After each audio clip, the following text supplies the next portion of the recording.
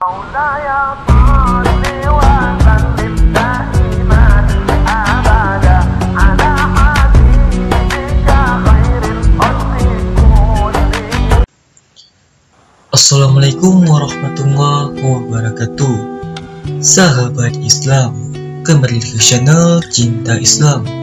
Pada video kali ini kita akan menceritakan kisah Umar bin Khattab membentak malaikat Munkar dan Nakir. Namun sebelum lanjut, jangan lupa tekan tombol subscribe dan aktifkan lonceng notifikasinya. Sayyidina Umar bin Khattab merupakan khalifah kedua dalam sejarah Islam, sepeninggalan Khalifah Abu Bakar As-Siddiq.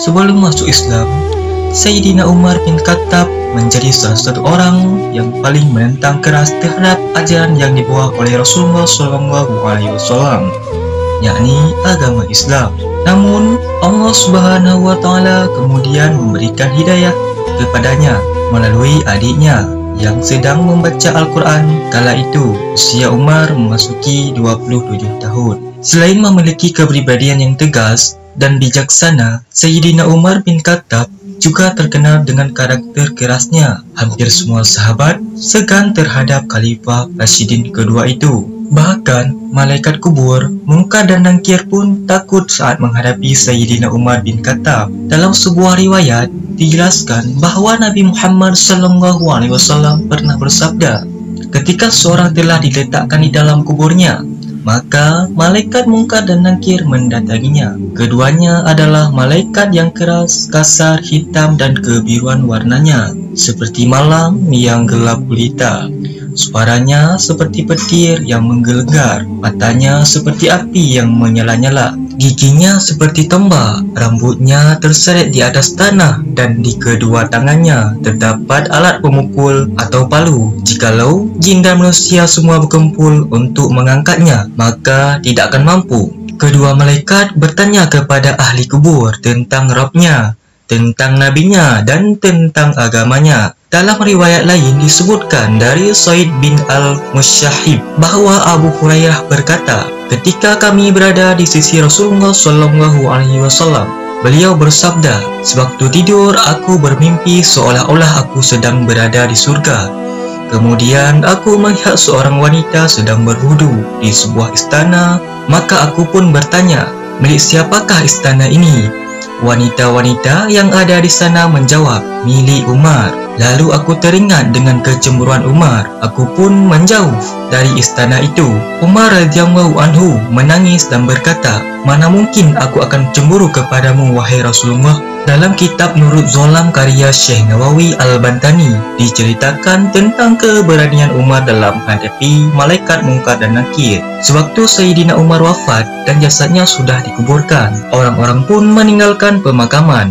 Hanya Sayyidina Ali bin Abi Thalib lah yang berada di area pemakaman. Sayyidina Ali pun saat itu merasa penasaran ingin mengetahui bagaimana dialog yang akan terjadi antara dua makhluk yang sama-sama menyeramkan itu. Suatu saat, Sayyidina Ali agak jengkel dengan Umar bin Khattab karena begitu galaknya Umar yang hampir setiap orang pernah dibentaknya. Apa dia berani membentak Munkar Nakir? Tanya Sayyidina Ali waktu itu. Akhirnya Sayyidina Ali meminta kepada Allah Subhanahu wa Ta'ala agar mukhasyafah ataupun dibukakan tabir oleh Allah Subhanahu wa Ta'ala. Permintaannya pun dipenuhi. Kemudian saat Umar bin Khattab meninggal dan saat di dalam kubur, Umar bin Khattab didatangi oleh kedua malaikat itu dengan mata yang sangat menyeramkan. Mengetahui hal tersebut, Sayyidina Ali senang karena dalam pikirannya Umar bin Khattab pasti takut. Tapi ternyata tidak. Umar bin Khattab justru bangkit dan membentak kedua malaikat itu. Seraya berkata, hai Munkar Nakir, kalian tahu sedang berhadapan dengan siapa? Kalian itu sedang berhadapan dengan temannya Akhabbal Khalqi, ialah manusia yang paling dicintai oleh Allah Subhanahu wa Ta'ala. Akhirnya Munkar dan Nakir bertanya kepada Allah Subhanahu wa Ta'ala. Namun Allah Subhanahu wa Ta'ala justru menyarankan kepada Munkar dan Nakir agar lebih sopan kepada orang mukmin seperti Umar bin Khattab. Sejak kejadian itu, Munkar dan Nakir tidak selalu berpenampilan menyeramkan. Sayyidina Umar bin Khattab merupakan khalifah yang sangat terkenal di semua kalangan karena keadilan dan kebijaksanaan dalam memimpin. Umar bin Khattab Dijuluki Al-Faruq yang berarti pembeda dan pemisah. Dia merupakan putra Nufail bin Adi bin Abdul Uzza bin Riyah bin Abdullah bin Ghud bin Razah bin Adi bin Ka'ab bin Tu'ai Abu Haf al-Adawi. Ibunya bernama Hantamah binti Hisyam bin Al-Mughirah. Ibunya adalah saudari tua dari Abu Jahal bin Hisyam. Umar adalah seorang yang berperawakan tinggi, selalu bekerja dengan kedua tangannya. Matanya hitam dan kulitnya kuning. Ada pula yang mengatakan kulitnya putih hingga kemerah-merahan. Giginya putih, bersih dan mengkilat. Umar bin Khattab juga seorang yang mendapat ilham.